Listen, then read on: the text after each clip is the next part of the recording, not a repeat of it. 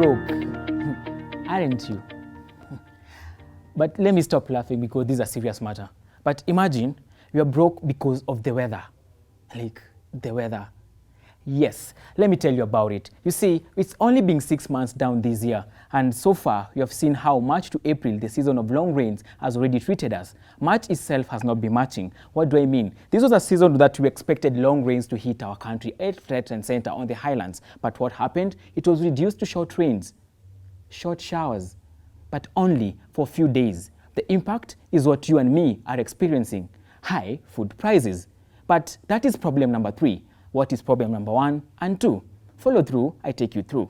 This is what has been happening. You see, for food to reach at your table, it must have come from somewhere, and that somewhere is all known to you, the farm. So let's head there and see what's happening on that farm and how that is making you live with the effects of climate change and burdening on your pocket. So here is it. You see, the farm is where now everything begins. This is where the rain falls, this is where the manure is applied, this is where the floods come, this is where the drought come. You see, with climate change, things are different right now.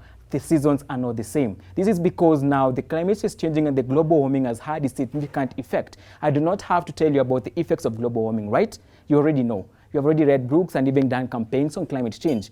Probably even participated in one. But nonetheless, you see, as I have told you, this is where now the rain hits the ground. You see, for a farmer, he has planted trees, crops, and anything in between that he has to sell. But now the rain do not come. Or in extreme measures, it comes, but it comes in form of floods, because the trickle-down effect is all too familiar with what me and you do experience. You see, when the rains are not there, that means that there's no harvest to be done, and that is where now we're already losing it.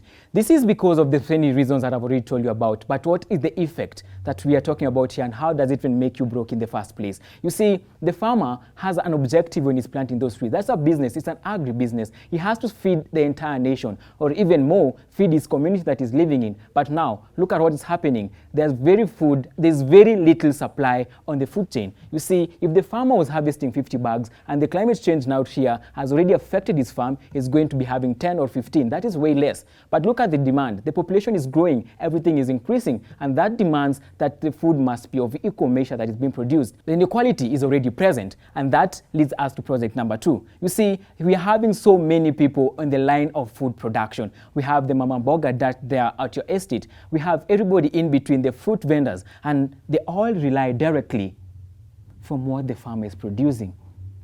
Now, look at this way. There's low food supply from the farmer.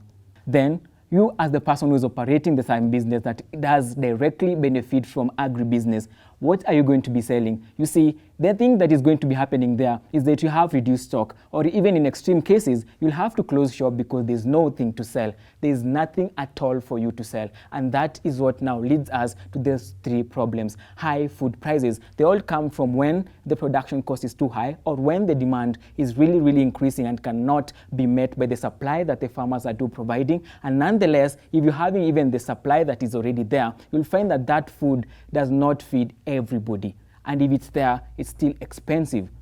And in most cases, it's not even there in the first place. And that brings out the all logic why it's hard for you to feed yourself and even have food at the end of the day at your table. Perhaps if we do things differently, we may be able to touch the future and save it. And on that, I cannot stress more on the importance of mitigating climate change. I think you're well informed.